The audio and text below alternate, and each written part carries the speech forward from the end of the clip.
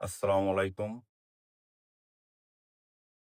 আসলে একটা শ্রেণী থাকে দরিদ্র, উচ্চবিত্ত, মধ্যবিত্ত, নিম্নবিত্ত, হতদরিদ্র, শিল্পপতি। জাস্ট আমি এদের একটা শ্রেণী বিভাজন করেছি যে কাদের কত টাকা আয় থাকলে তাদের কি হিসাবে মাপা হয়। মানে তারা সমাজে কোন শ্রেণীর লোক আমি সেই হিসেবে বলেছি। অনেকে আবার সেই ক্ষেত্রে আমাকে জিজ্ঞেস করছেন যে আমার কত টাকা ইনকাম, আমারটা জানতে চাইছেন। ভাই আমি দিন আনি দিন খাই। শুধু কারো কাছে হাত পাতি না। তাছাড়া যেদিন আনতে পারি না কোন জিনিস, সেদিন আমি খাইতেও পারি না। আমি দিন আনি দিন খাই, যেদিন আনতে পারি না সেদিন খাইতে পারি না। কারণ আপনারা কেরা কোন অবস্থায় আছেন সেটা আমি কাউকে জিজ্ঞাসাও করি নাই।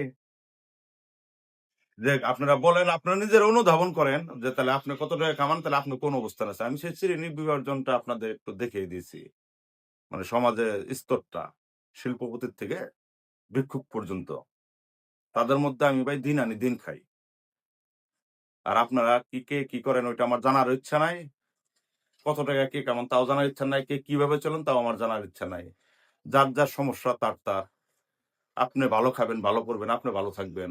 আপনি কোটি টাকা কামাইলেও আমার ৳১ লাভ নাই, আমার ৳১ লসও নাই। কাজেই ভাই আপনি কি কামান না কামান ওইটা আপনাদের ব্যাপার। আমি ভাই দিন আনি দিন খাই, আমি এটার মধ্যেই আছি। যেদিন না আনতে পারি সেদিন খাই না। আসসালামু আলাইকুম।